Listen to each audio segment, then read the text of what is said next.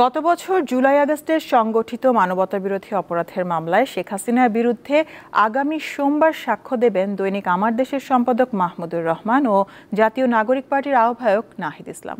তাদের সাক্ষ্য গ্রহণের মধ্য দিয়ে শেষ হতে পারে এই মামলার সাক্ষ্য গ্রহণ পর্ব।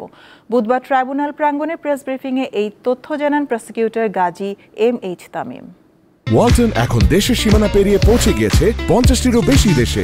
ওয়ালটন, ঘরে ঘরে বিশ্বজুড়ে।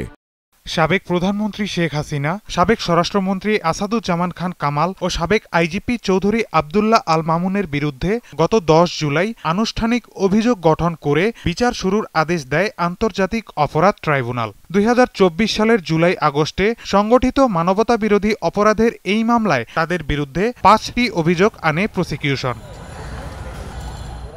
এই মামলায় বুধবার দৈনিক আমার দেশ পত্রিকার সম্পাদক মাহমুদুর রহমান ও এনসিপির আহ্বায়ক নাহিদ ইসলামের সাক্ষ্য দেওয়ার জন্য দিন ধার্য রাখা হয়। তবে ব্যক্তিগত কারণে তারা হাজির হতে না পারায় সাক্ষ্য গ্রহণের দিন পিছিয়ে সোমবার ধার্য করা হয়। প্রসিকিউশন বলছে আর কয়েকজনের সাক্ষ্য গ্রহণের মধ্য দিয়ে এ মাসেই শেষ হবে এই অধ্যায়। ঐতিহাসিক সাক্ষী মানে প্রেক্ষাপটের সাক্ষী সম্পাদক মাহমুদুর রহমান সাহেব এবং জুলাই গণ অভ্যুত্থানের অন্যতম নায়ক নাহিদ ইসলাম, এই দুজন সাক্ষ্য দিবেন আগামী সপ্তাহের সোমবার।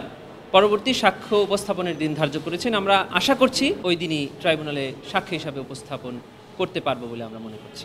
বিগত সরকারের মেয়াদে সংগঠিত সব মানবতা বিরোধী অপরাধ এবং জুলাই আগস্টের গণহত্যা প্রমাণে এ দুইজন রাষ্ট্রপক্ষের তারকা সাক্ষী হিসেবে ট্রাইব্যুনালে নিজেদের অভিজ্ঞতা তুলে ধরবেন বলেও জানায় প্রসিকিউশন। নাহিদ ইসলাম বিশেষ করে, যিনি এই আন্দোলনের একদম প্রথম সারির নেতা ছিলেন, যার নেতৃত্বে প্রত্যেকটি কর্মসূচি ঘোষিত হয়েছিল, কেন উনি এই ধরনের পদক্ষেপ নিয়েছিলেন, কি কি সমস্যার সম্মুখীন উনি হয়েছেন, কি কি পদক্ষেপ উনি নিতে গিয়ে বাধার সম্মুখীন হয়েছে, এগুলোর বর্ণনা দিবেন এবং এটাই এই মামলার অন্যতম গুরুত্বপূর্ণ সাক্ষী, যেটাকে আমরা বলি স্টার উইটনেস হিসাবে বিবেচিত হবে। মামলায় আনুষ্ঠানিক অভিযোগ মোট 8,747 পৃষ্ঠার, এর মধ্যে জব্দ তালিকা ও দালিলিক প্রমাণাদি 4,005 পৃষ্ঠার।